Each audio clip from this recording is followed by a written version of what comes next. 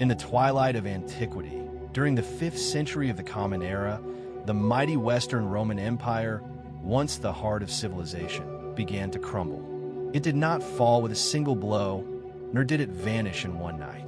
Instead, it dissolved slowly, like a candle burning low, flickering in the wind of time. Our story begins in the year 395 AD. The great Roman Empire, once united under emperors such as Augustus and Constantine, was officially divided. Two brothers ruled, Honorius in the west, from the capital of Ravenna, and Arcadius in the east, from the ancient city of Constantinople. This division, intended to strengthen the empire, would instead expose its weakness. The western half, plagued by internal strife and external threats, was far more vulnerable than the prosperous east. As the new century dawned, dark clouds gathered across the western provinces. One of the most pressing threats came from the north and east, the barbarian tribes. These are not simply wild warriors, but entire peoples on the move. Pressured by the relentless Huns, Germanic tribes such as the Visigoths, Vandals, Suebi, and Burgundians sought shelter and opportunity within Roman lands. In 406 AD, a turning point came. A massive crossing of the frozen Rhine River by Vandals, Alans, and Suebi swept into Gaul, ravaging towns and displacing the Roman population. The Western Empire's defenses were overwhelmed. The once mighty legions, thinned by years of political corruption and underfunding, could no longer protect the borders. The Visigoths, under their determined King Alaric, had already begun their journey into the heart of the empire.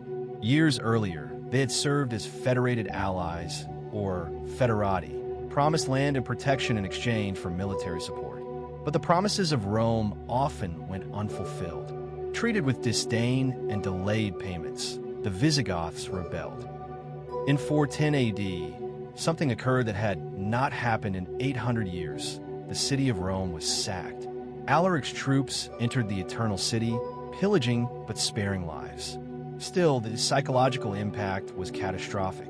Rome, the symbol of Roman civilization, was no longer invincible. Though Rome remained an important city, the western capital had already moved to Ravenna.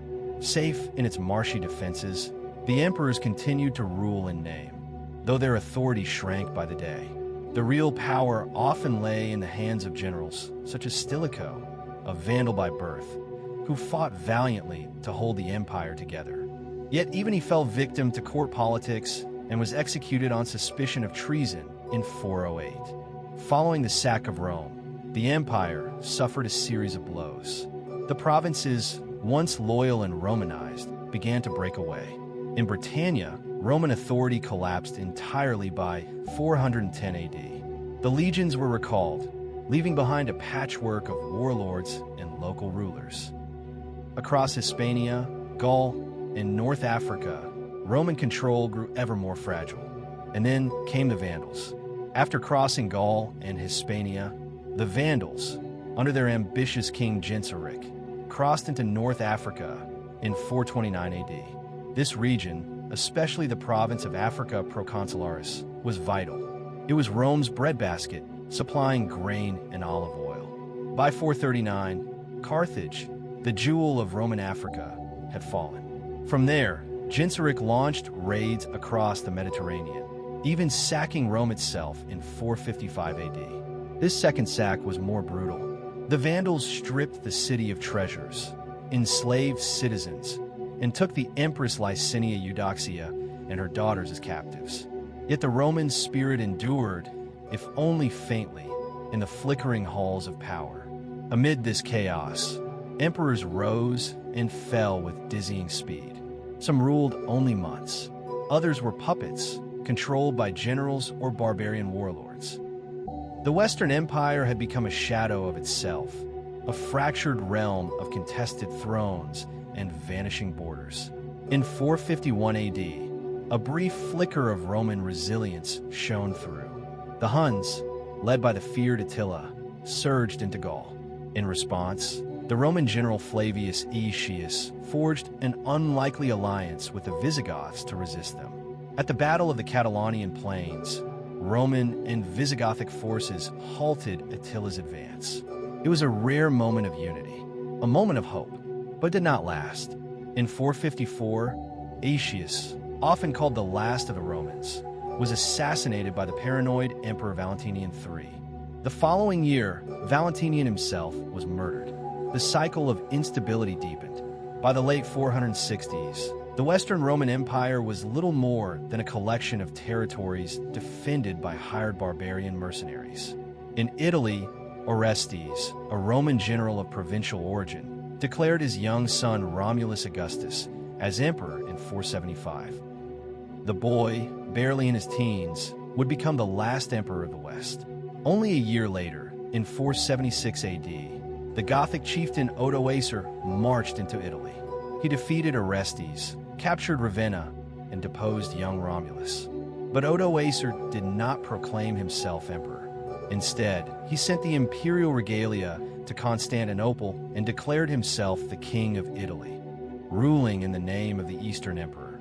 And with that, the Western Roman Empire was no more. There was no fanfare, no dramatic collapse. No monuments fell. Life continued for many, but an era had ended. The Roman Senate lingered on. The cities still bore Latin names. The laws and traditions of Rome influenced the new barbarian kingdoms that rose in its place. Yet something profound had changed. For nearly a millennium, Rome had been the central light of the West, a source of law, engineering, architecture, and ideas. Now that light had dimmed, but history does not forget. The fall of the Western Roman Empire was not the fall of civilization. Rather, it marked a transformation, a blending of Roman heritage with the culture of the so-called barbarians. A new age was beginning, one of kings and knights, of monasteries and migrations. The seeds of medieval Europe were sown in the ashes of Rome. As night blankets your thoughts, and the echoes of 1,000 legionary footsteps fade into the soft winds of memory, reflect not on the fall, but on the endurance. On the roads still followed, the languages still spoken, the laws still honored. Rome may have fallen, but its legacy remains. Sleep now, knowing that history does not vanish. It changes, evolves, and whispers through time, waiting for curious minds like yours to listen again.